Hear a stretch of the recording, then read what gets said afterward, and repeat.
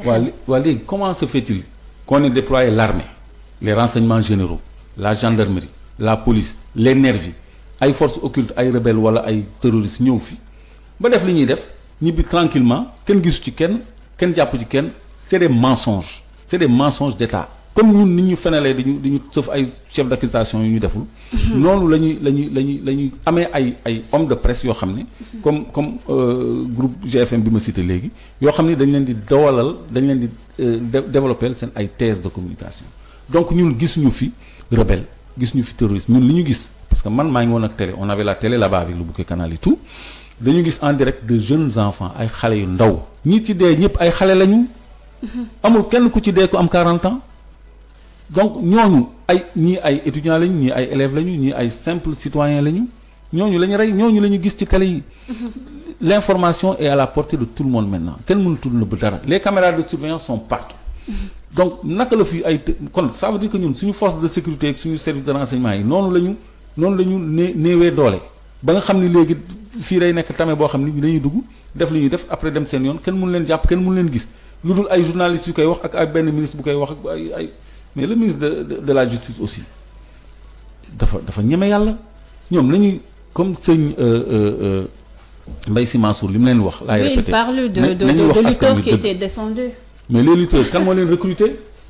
le préfet de Dakar nee na ñoom ñoo réquisitionné ay véhicules administration on a vu un véhicule du ministère de l'enseignement les marrons du feu c'est une milice de l'APR recrutée par Mame Mbaye Niang et Pape Gorgui Ndong je les cite nommément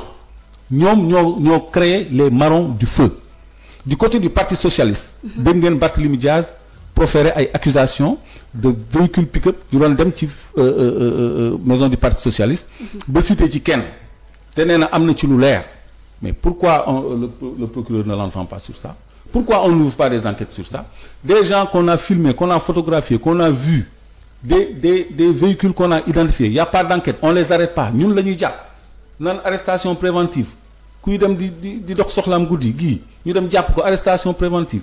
alors que les malfaiteurs mooy ces nervis là se promènent en toute liberté ça exacerbe la crise loolu dafa jënguloo xale yi moo tax affaire bi tara te bu woon sëriñ bi intervenir moom xam naa ni dina gis lu ko jaaxal trop Macky Sall ak régime am parce que ñoom commencé woon nañu làqu ji sax parce que amatuñu woon sax sécurité seen kër parce que arrogance boobu ak violence boobu envers les populations moom moo révolté nit ñi ñuy rey nit ñi comme ça dans la rue comme des canards ça n'anime personne te ba léegi ci exigence yi nga xam ni moom la ñuy warloo ak nguur gi bokk na ci ñu ubbi ay enquêtes indépendantes parce que c'est des crimes contre l'humanité et j'ai entendu quelqu'un dire que ñi fa dee ñëpp c'est les gens de Sonko ñoo leen rey mais on a vu des forces de l'ordre tirer à bout portant sur les populations. Le ministre de la justice sax mi ngi wax ne que Ousmane Sonko veut tuer tout le Sénégal. Bon ça est-ce que loolu aussi nekkul dérapage par rapport à. c'est des déclarations mensongères. ñoom dañu mënut a wax dëgg dañu am problème ak dëgg dañuy juyoo ak dëgg kilifa bu toll noonu sañu ñëw jàkkaarloog ñëpp di wax regarde le préfet quand on l'a interviewé à TFM man dama rus. li mu wax à l'endroit des journalistes yëpp mu bëgg ko miin foofu alors qu'il y a des vidéos ñu wan ko mais ñun amuñu kilifa yu ñuy jiite ay nit ñu nekk en mission commandée la ñu am yoo xam ne fonk ñu sax seen bopp waxtu maak askan bi donc on doit revoir beaucoup de choses ici parce que Sénégal mérité wul de tels dirigeants moo tax booy dañu doyal ils ont clairement signifié à Macky Sall que troisième mandat du fi am parce que c'est réglé maintenant l'opposition et la société civile lui exigent d'être clair à ce niveau parce que ñun dañu bëgg a foqati li ñu nangu ci ñun. D'accord. Ouais. Mais Clédor, l'affaire Adji Sarr Ousmane Sonko suit toujours son cours. Voilà waxtu bi xoj nañu mais il faut ñu wax aussi affaire Adji Sarr Ousmane Sonko ñëpp di lontaa ko kii di Adji Sarr mu génn après la sortie de Adji Sarr bonne lecture ngay def ci dossier Adji Sarr Ousmane Sonko. waaw comme une réponse à cette deuxième vague que Ousmane Sonko a lancée. Parce qu'il y a une bataille. Est-ce que aussi quand Ousmane Sonko parle de deuxième vague aussi Clédor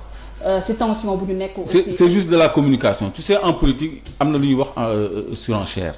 des fois da ngay wax dara pour obtenir quelque chose léegi ñoom tamit ils ont sorti Adji Sarr pour contrecarrer cela mais pour parler plus sérieusement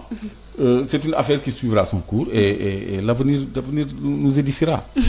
yeneen affaires yu suivre seen cours Libération Assane Diouf Guy Marius Sagna et le rôle société civile dans cette affaire ou bien même si d'exculpation espace politique bi wala sax l'avenir de ses opposants. waaw le rôle de la société civile c'est ça la question. voilà. Le premier rôle a été joué d'abord par les populations parce que force est restée au peuple gannaaw loolu sëñ Mountakha bi nga xam ni moo permettre ñu toog autour d'une table jéem a am ay concessions de part et d'autre ñun ñu bàyyi li ñu naroon teg ko ci suuf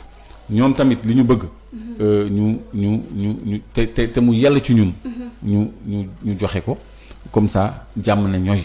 parce que Sénégal war nañu jàll ci civilité ci démocratie ci respect liberté individuelle ak collective loolu la ñu xam parce que nit ki soxlawul ngay yëngu wala ngay manifester pour ñu jox la carte boo votee pour ñu dindi non inscrit sur les listes électorales ci sa carte d'identité wala pour ñu respecter calendrier républicain